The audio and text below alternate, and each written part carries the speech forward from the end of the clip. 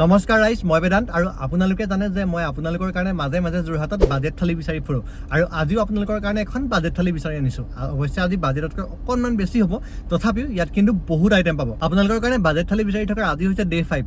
এই হোটেলখনৰ লোকেশ্যন ক'ত আছে সকলোখিনি ভিডিঅ'টো শেষত কৈ আছোঁ, ভিডিঅ'টো শেষলৈকে চাই থাকক। ৰাইজ, আপোনালোকে বাৰু বৰাদাৰ ভাতৰ হোটেলৰ কথা শুনিছেনে? এনেকৈ হোটেলখনৰ সন্মুখত কেইবাখনো কেৰাহী সজাই থোৱা দেখিলে গম পাব সেইখন বৰাদাৰ হোটেল। কেইবাখনো কেৰাহী নহ'লেও নহ'বতো, আইটেমে যিমান হাঁহৰ মাংস, কুকুৰা মাংস, ছাগলী মাংস, গাহৰি মাংস আৰু নিমাতী ঘাটৰ লোকেল মাছ যি বিচাৰে ইয়াত তাকে পাব। যোৰহাট ৰৰৈয়াৰ এয়াৰপৰ্ট ৰোডত সোমাই আহিলে ৰেল ক্ৰছিংটো পোৱাৰ আগতেই পাব বৰাদাৰ ভাতৰ হোটেল। 150 টকাত আপোনালোকে ইয়াত নন ভেজ থালি পাব আৰু যিকোনো মাছ বা মাংসৰ এক্সট্ৰা বাতিৰ কাৰণে আপোনালোকে 50 টকাকৈ এক্সট্ৰা দিব লাগিব। আপোনালোকৰ মাজৰ কোনোবাই যদি অলৰেডি বৰা ভাতৰ হোটেলত খাই পাইছে তেনেহ'লে কমেণ্টত জনাবলৈ নাপাহৰিব দেই, আৰু নোখোৱাসকলে গৈ এবাৰ ট্ৰাই কৰি চাব। এইখন হোটেলত খোৱা কমপ্লিট ভিডিঅ' এটা মই ইউটিউব চেনেলত দিয়ে থৈছোঁ, আপোনালোকে বায়'তে লিংকটো পাই যাব। অন্য এটা ভিডিঅ'ত পুনৰ লগ পাম। এইটো ভিডিঅ' লাইক কমেণ্ট শ্বেয়াৰ কৰিবলৈ নাপাহৰিব দেই।